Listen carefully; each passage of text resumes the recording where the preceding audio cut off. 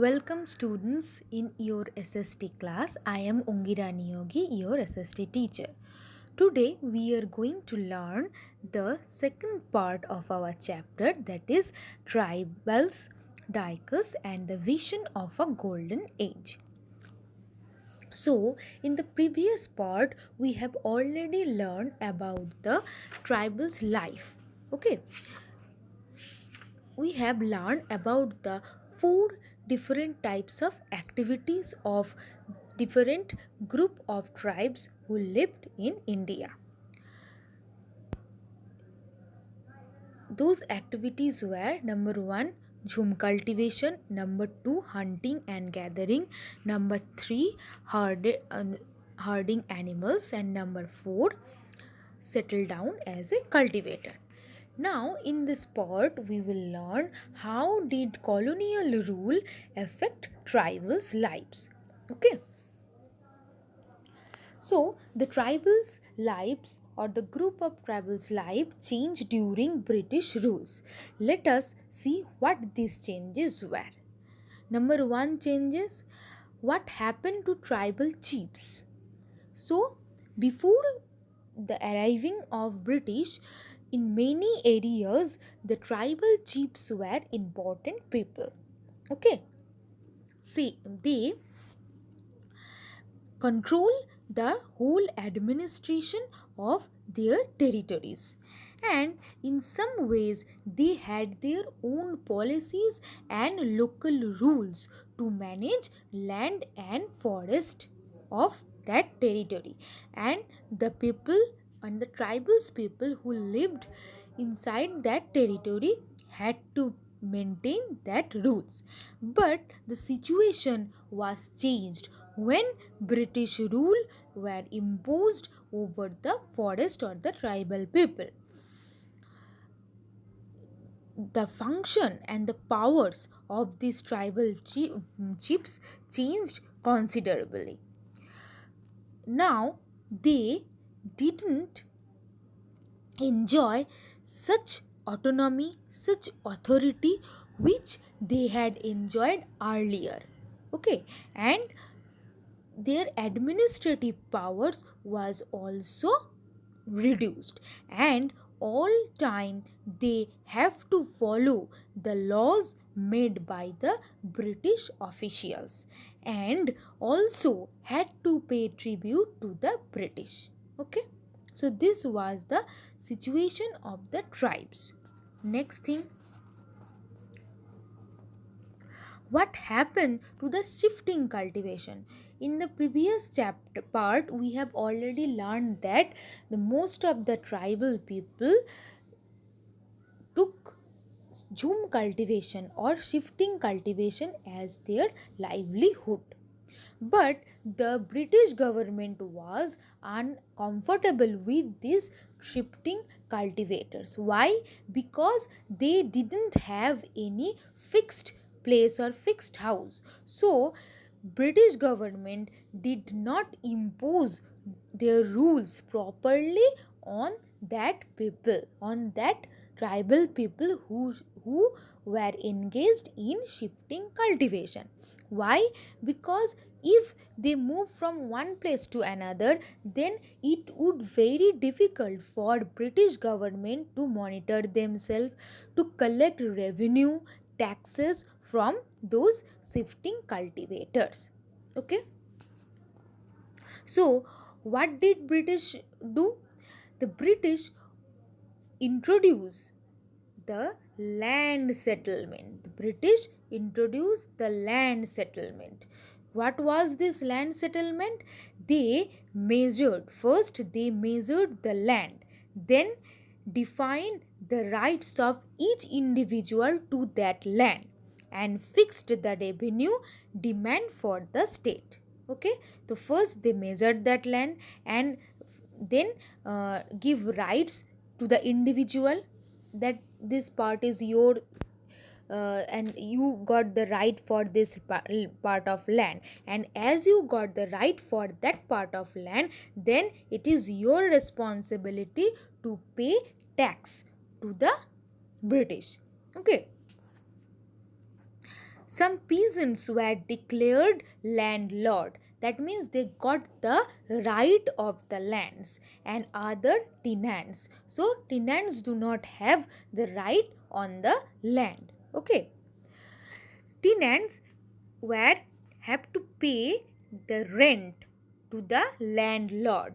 Landlord distribute their land to the tenants, and tenants pay rent to the landlord, and then landlord in turn pay revenue to the British. Okay.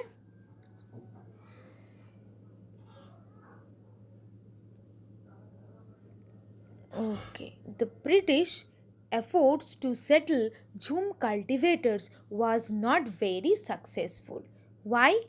Because settled plough cultivation is not easy in areas where water is scarce and soil is dry. In fact, jhum cultivators who took a plough cultivation often suffered since their fields did not produce good yield. Why?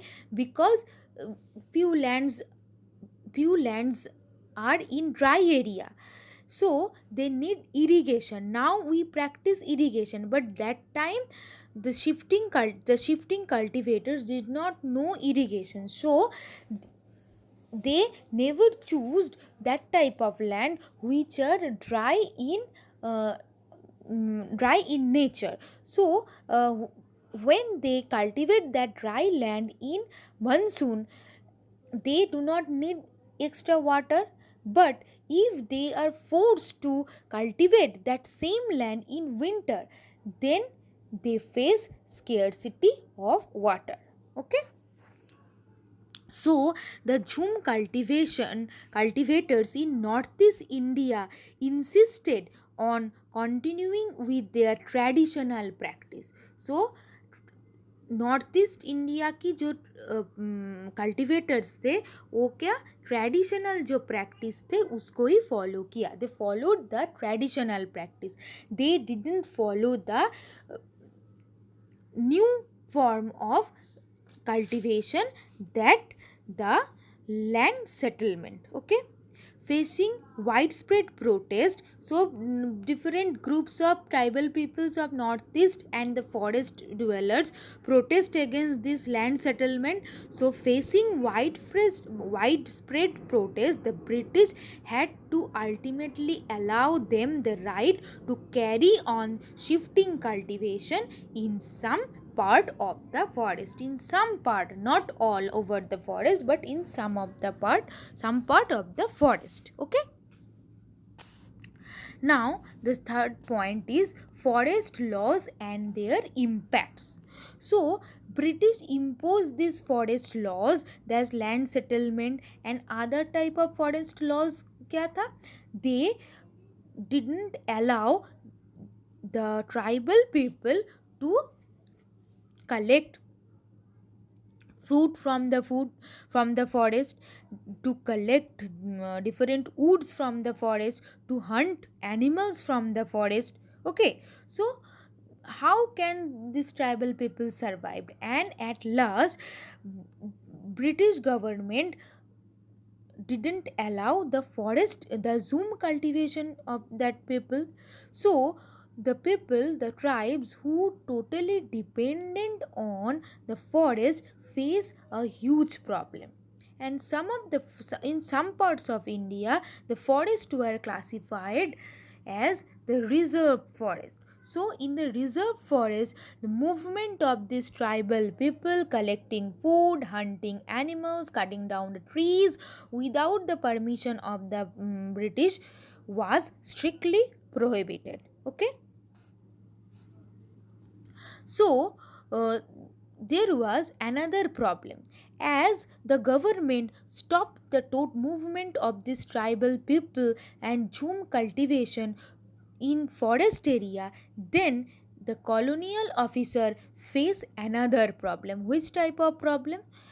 At that time, the British government supply the woods or the timbers of these trees of these forests to their Britain or all over the India or all over the world. Why? Because they get railway sleepers, transport logs from these woods. So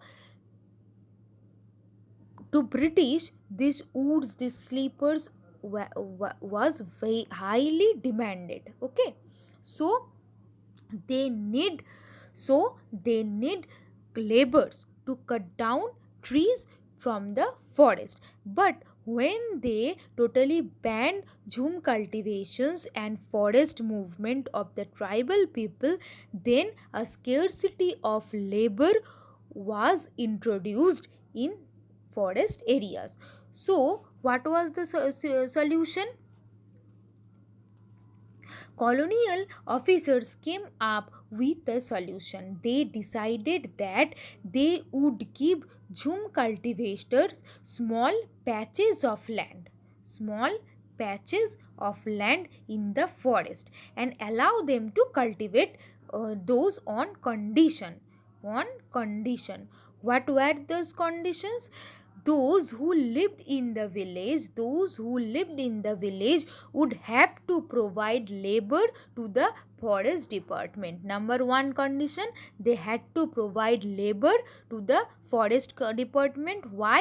To cut down trees. Okay, next thing, they look after the forest.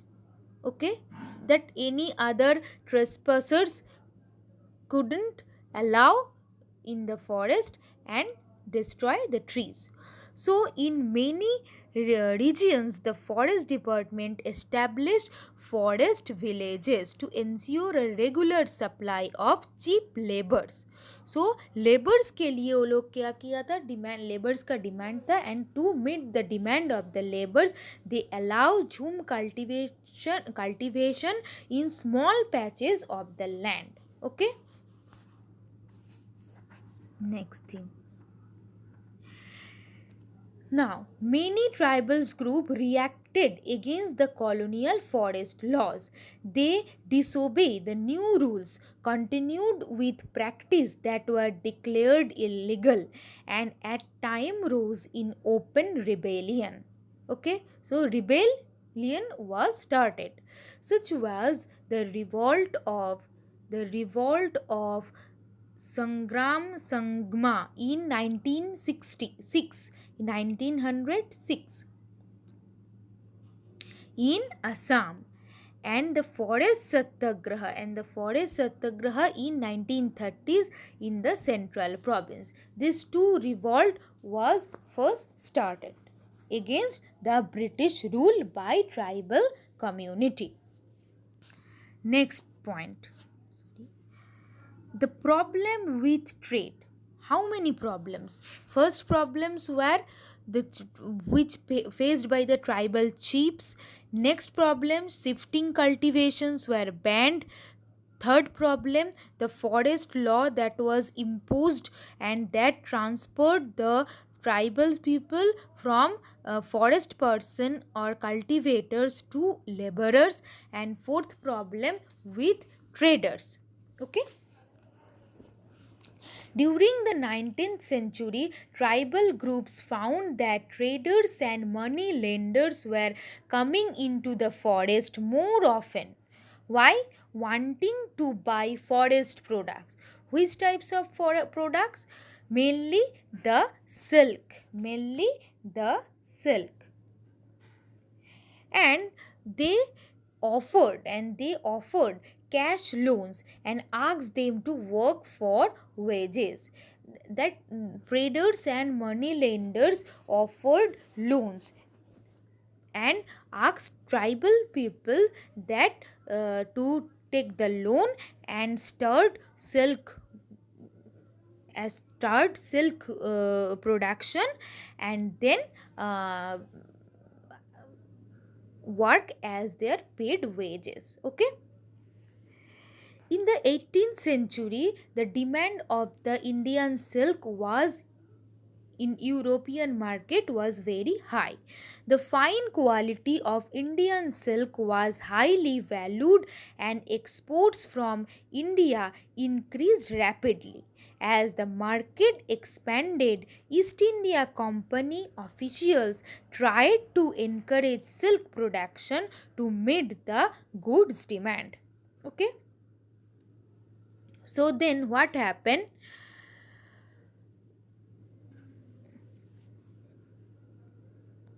Hazaribagh in present day Jharkhand was an area where the Santal rear cocoons. Okay, so from these cocoons, generally silks are made. So traders asked tribal people for the loans to produce a huge amount of cocoons in low cost. The growers means tribal people were paid only rupees 3 to 4 for 1,000 cocoons. Okay, these were then exported to Burdwan or Goya, where they were sold at 5 times the price. That means if the traders bought it from the tribes at the rate of 3 or 4 per thousand cocoons, then they sell it to the traders or other person who need these silks in 15 rupees or 20 rupees. That means 5 times the price. Okay, so the middleman so called because they arranged deal between the exports and the silk grower made huge profits. The silk grower, that means tribals, earned very little. The silk growers earned very little. Understandably, many tribal groups saw the market and the trader as their main enemy because they were deprived by these traders. So they thought that this market and traders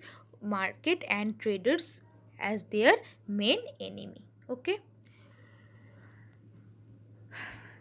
so in this picture we can see a coal mine of Bihar in 1948. In the 1920s, about 50% of the mines in the Jharia and Raniganj coal mines of Bihar were tribals. Work deep down in the dark and suffocating mines was not only back-breaking and dangerous, it was often literally killing. In the 1920s, over 2,000 workers died every year in the coal mine in India. Why we are reading this? Because when these tribal people was totally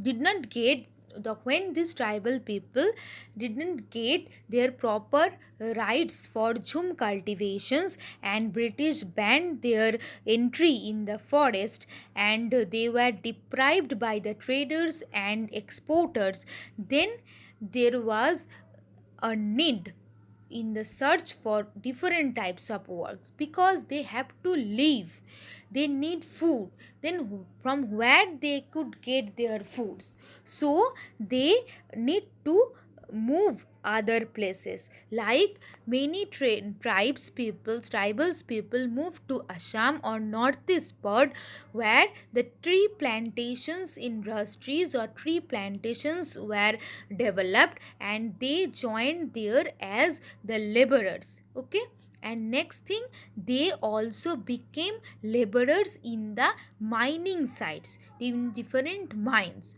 So tribals were recruited in large number to work the tree plantation of Assam and the coal mines of Jharkhand.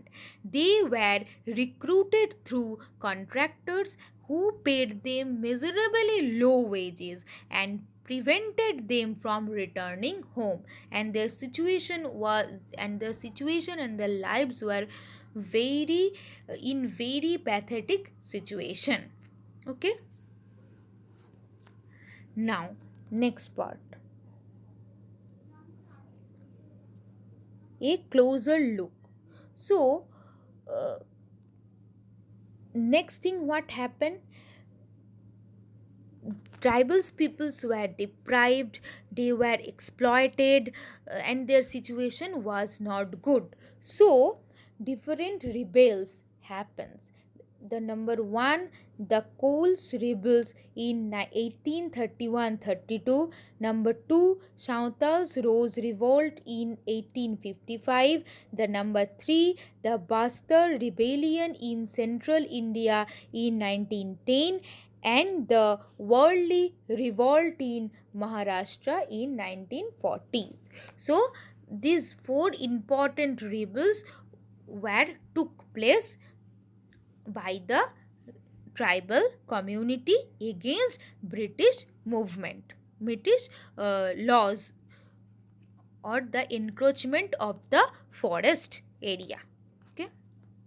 Now we will learn about the Birsa Munda. In the first part, we have already discussed about the Birsa, but now we will discuss Birsa Munda in details. Birsa was born in the mid 1870s. The son of a poor father, he grew up around the forest of Bohonda, grazing sheep, playing the flute, and dancing in local akhras. Okay, and and forced by poverty, his father had to move from place to place looking for work. As an adolescent, matlab when he entered in the teen age, 13-14, Birsha heard tales of the Munda uprising of the past, the glorious memories of the past, and saw leaders or the Tahsidars, leaders of the community, urging the people to revolt. They talked for a golden age when the Mundas had been free of the oppression of Dikus. Dikus means the outsider, the Europeans, and said them there would be a time when the ancestors' right of the community would be restored. So they believed that one day they will got back their previous rights, their previous golden days. They, they saw themselves as the descendants of the original settlers of the region, fighting for their land, landmill mulk reminding people of the need to win back their kingdom. Acha. Then Birsha went to the missionary school, and then he get touch, or he came into the influence of these missionaries, and after that different Vaishnav preachers, uh, and they learned a lot of from them. They from the missionaries, Munda learned about kingdom of heavens. Okay, but Birsha was deeply influenced by many of ideas he came in touch with in the growing up years. His movement was aimed at reforming tribal societies. तो his aim क्या था? His aim to reform the tribal society. Okay, and to uh, to fulfill his aim, he always advised the Mundas to give up drinking liquors, clean their village, and stop believing in witchcrafts and sorcery. That means the black magic. Okay, so He always believed that these things are not good for the Mundas.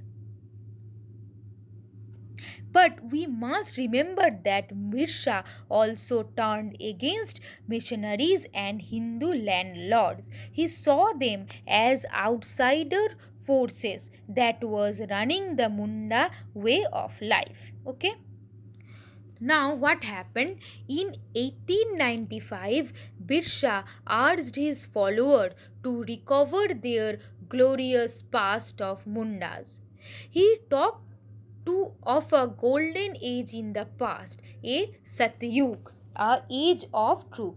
He talked about the Satyug, when Mundas live a good life, constructed embankments, trapped natural springs, planted trees and orchards, practiced cultivation to earn their livings. They did not kill their brethren and relatives. They lived honestly.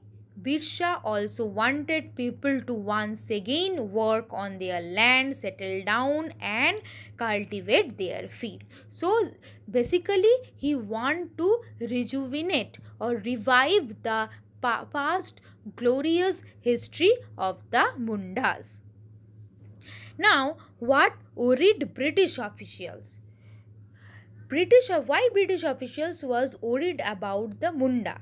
British officials were worried about the Mundas most of the political aim of Birsha movement. For it wanted to drive out missionaries, moneylenders, Hindu landlord and the government and set up a Munda Raj. The aim of Munda was to set up a Munda Raj with Birsha, which was the cause of worry of the British officials. The movement identified all these forces as the cause of the misery the Mundas were suffering. The land policies of the British were destroying their traditional land. Hindu landlords and money lenders were taking over the lands, and missionaries were criticizing their traditional culture. So, why Munda's aim was to form a Mundaras? Because the deprivation, the oppression by the British government. So the Munda had to suffer a huge problems. Okay, British get back their lands and banned all rights over the land of tribes, and Hindu landlord and moneylenders also deprived them. So the Munda want to establish Munda Raj. ठीक है?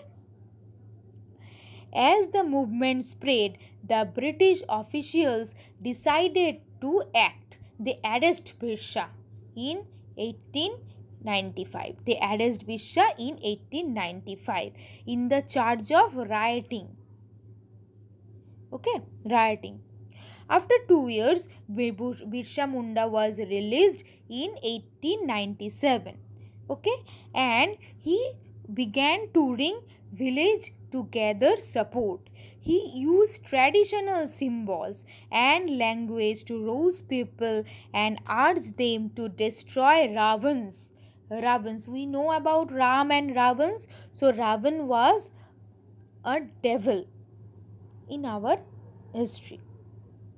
So he urged the tribal people to destroy Ravans. Ravans means Dikus and the Europeans, that means the outsiders, and establish a kingdom under his leadership. Which kingdom? Mundaraj. Birsha's followers began targeting the symbols of Dikus and European power. They started to attack police station. They started to attack police station, charge and raid the property of moneylenders and zamindars because they thought them as their enemies. So they raised the white flags as a symbol of Birsha Raj. So what was the symbol of their Birsha Raj? Birsha Raj was white flag. Okay.